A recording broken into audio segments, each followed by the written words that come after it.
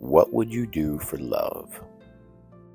Not a fleeting glance, not a whispered word, but a love that defies the very laws of life and death. Imagine the depths you might dare to walk, a path shrouded in shadow, a road beneath the earth where no living soul dares to tread. If you had but one rule to follow on such a journey, could you obey it? Could you hold back your heart's desperate glance, even when every fiber of your being screams to see the one you love? Tonight we step softly into the ancient myth of Orpheus and Eurydice, a story woven with beauty and sorrow, music and silence, love and loss. But this is not just a tale to tell. It is a voice from the underworld echoing across time, asking us, what price will you pay for love? And when warned, will you listen? Orpheus was no ordinary man. Born with music in his veins and poetry in his soul, he sang as if the world itself was born from his voice. The trees would hush, the rivers would slow, and even the stones would tremble at the sound of his lyre. And then Eurydice. She was the sun to his song, the light that sparked life into his dark melodies.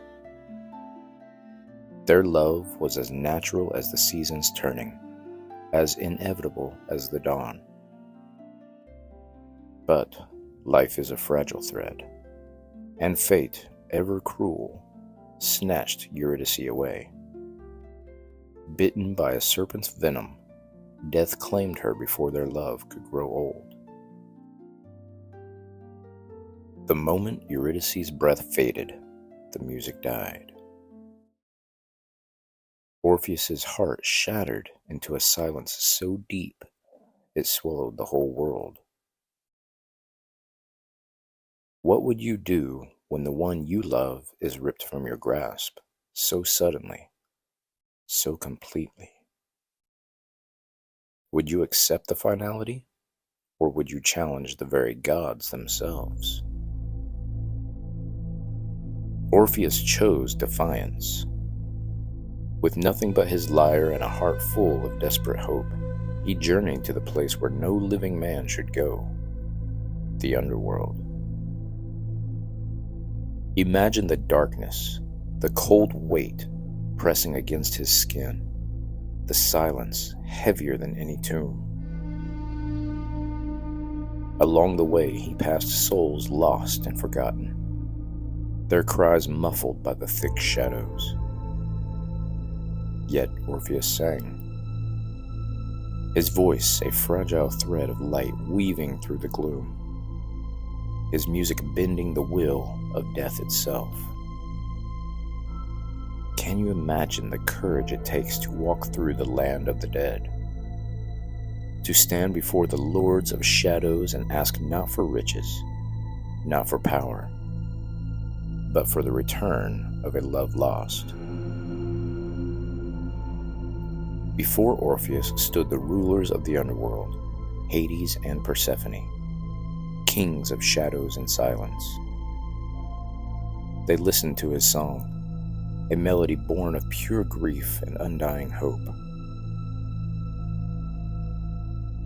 The lyre's notes wove through the dark halls like shafts of light, stirring even the coldest hearts. Moved by the music, the gods offered Orpheus a single chance to bring Eurydice back to the world of the living, but with one grave condition. You may lead her out, they said, but you must not look back until both of you have reached the sunlight. If you turn to see her before the threshold is crossed, she will slip away forever. Imagine the weight of that rule. One glance, one moment's doubt could doom all hope. Could you walk 1,000 steps with your heart screaming to turn? Could you obey a silence heavier than death itself? Orpheus accepted, the promise of reunion guiding his every step. With Eurydice behind him, the two began their slow ascent from the underworld's grip. Orpheus's song became a prayer, a fragile thread of light holding back the abyss. But the journey was one of torment and terror, each step filled with the ache of longing. What was he thinking in those final steps? Was it faith or fear? Hope or doubt? At the very edge of the light, where the air tasted of freedom and loss, Orpheus's resolve cracked. His heart could no longer bear the silence, the invisible presence behind him. One glance, one tragic, fateful glance, and Eurydice was gone, pulled back into the shadows, forever beyond reach. The lyre fell silent. The song died. Is it tragedy if you were warned? If your own soul whispered the truth you chose to ignore? Orpheus stood alone, the echo of his glance still ringing in the void. Eurydice's footsteps faded into silence, swallowed once more by the cold earth. He never sang again. The music that once moved rivers and soothed wild beasts became a quiet memory, a haunting absence that filled the world with a sorrow deeper than words. What becomes of a man when the song that shaped his soul dies? The world, once moved by his music, grew a little quieter. But perhaps that silence was not empty. Maybe it was filled with the weight of all the love we carry, the losses we dare not speak aloud, and the whispers of hope that dance just beyond the edge of shadow. Orpheus's song is a ghost that haunts the corridors of time, a reminder that love demands courage, the courage to risk everything, and the heartbreak that follows when that risk is met with fate's cruel hand. So listen closely to your own heart's music, to the silence that follows loss, and to the question that still echoes: what would you do for love?